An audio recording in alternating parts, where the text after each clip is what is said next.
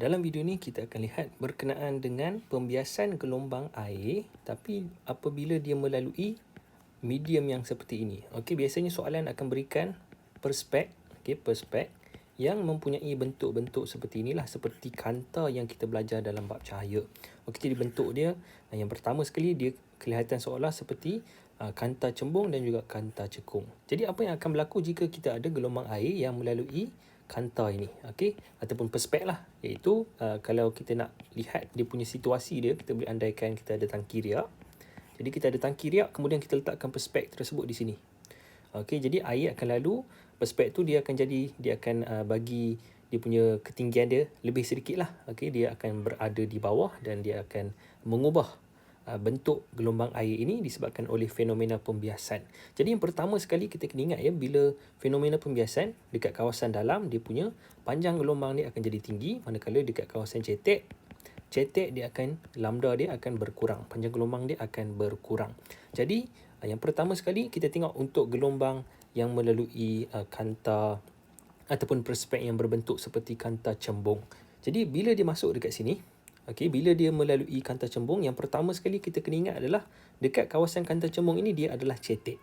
Jadi dekat sini dia cetek. Sama juga seperti kanta cekung. Jadi yang pertama bila dia melalui kawasan cetek, dia punya panjang gelombang mesti rapat. Mesti pendek. Jadi dia punya muka gelombang mesti rapat. Jadi kita boleh lukis muka gelombang dia bila dia melalui bentuk yang ini, bentuk seperti C, maka gelombang kita pun akan membentuk seperti bentuk C. Sama seperti perspek ini. Jadi dia akan jadi seperti inilah. Dia akan jadi macam ni, rapat-rapat. Okey. Jadi lebih kurang macam ni. Yang pasti yang penting sekali adalah kita kena lukis dia rapat-rapat dan juga bentuk dia kena kelihatan seperti inilah. Kena kelihatan seperti tempat yang dia lalu waktu dia masuk itu.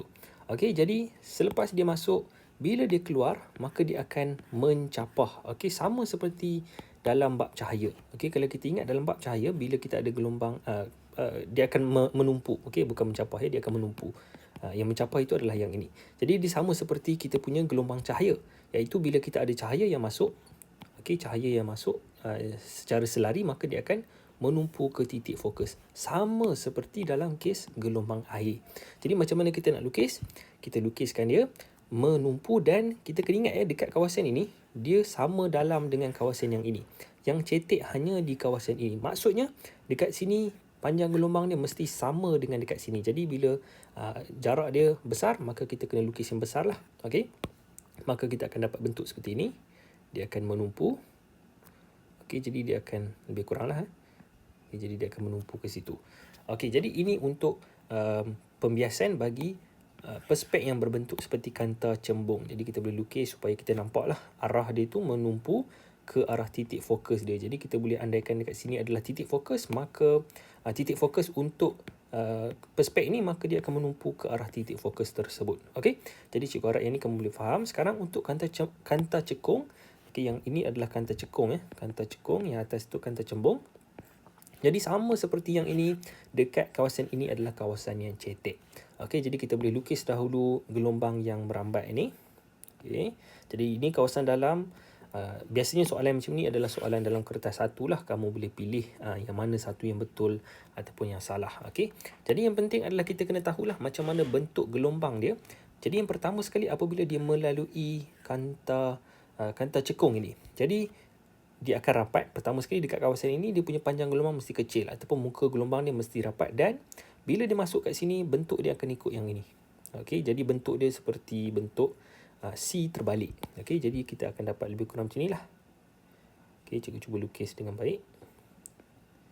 Jadi yang penting rapat, kena nampak dia rapat.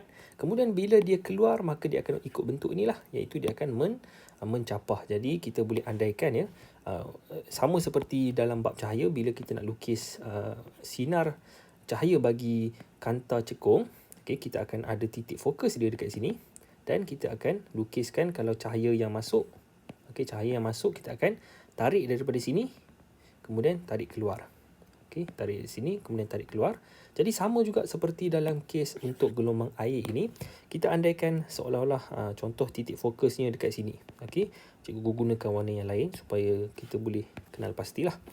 So contoh di sini adalah titik fokus dia, dan kita boleh tarik dekat sini. Okey, tarik dekat sini. Jadi gelombang air itu sama juga, kita ikut saja dia punya garisan yang kita dah buat ini, iaitu dia akan mencapah. Dan ingat ya, dia dekat kawasan ini dia adalah dalam, maka panjang gelombang dia mestilah sama dengan dekat kawasan yang ini. Jadi kita kena lukis lebih kurang macam inilah. Okey, jadi dia akan semakin mencapah.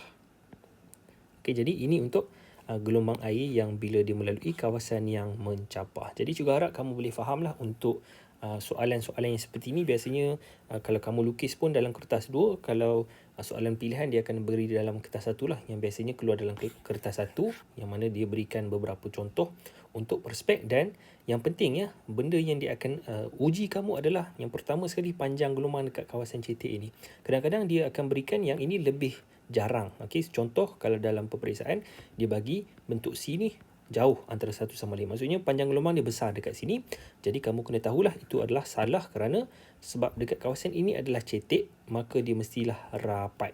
Okey, dekat kawasan ini dia mesti lebih besar sebab dia lagi dalam. Sama juga dalam kes yang ini. Dan yang kedua adalah kamu kena tengok bentuk bila dia masuk. Okey, kalau bentuk macam ini, maka kamu kena lukis waktu dia masuk ini mestilah sama seperti bentuk yang dia masuk. Kalau, sebagai contoh, kalau bentuk perspek itu seperti ini, macam mana kalau bentuk perspek itu seperti bentuk D? Okey. Ataupun sebagai contoh, straight juga, kemudian dia melengkung macam tu. Okey, jadi kalau yang macam ini sama juga, dia akan, okey, dekat sini seperti biasalah, kita lambda dia pastikan besar. Tapi bila dia masuk dekat sini, bila dia masuk dekat kawasan ini, dia mesti ikut bentuk ini. Okey, kalau dalam kes dekat atas ini dia berbentuk C, ini berbentuk C terbalik, maka gelombang yang masuk itu akan berbentuk sama seperti dekat kawasan yang dia masuk itu. Okey, jadi kalau dalam kes yang seperti ini sama juga seperti di atas, dia akan jadi straight saja sebab dia ikut gelombang, dia ikut dia punya bentuk bagi perspek dekat awal ini. Okey, jadi cikgu harap kamu boleh faham. Dan bila dia keluar, apa akan jadi? Bila dia keluar, dia akan ikutlah bentuk yang tempat dia keluar ini. Jadi dia akan jadi seperti dia akan menumpu lah. Yang ini dalam kes ini sebab dia berbentuk seperti kantor menumpu, jadi dia akan menumpu semakin kecil. Okey, jadi ini lebih kurang dia punya titik fokus lah untuk bentuk yang ini. Manakala dekat bawah ini sama juga seperti yang di atas, dia akan jadi macam ni, jauh, kemudian akan rapat. Okey, dan kemudian dia akan mencapah lah, dia akan semakin membesar. Okey, dia akan mencapah keluar. Baik, jadi setakat itu sajalah untuk video ni. Kalau ada apa-apa soalan, boleh tuliskan di ruangan komen di bawah. Jadi cikgu harap kamu boleh fahamlah untuk soalan yang berbentuk seperti ini. Okay, yang berbentuk seperti pembiasan untuk gelombang air bagi perspek. Jadi kita jumpa lagi pada video yang akan datang.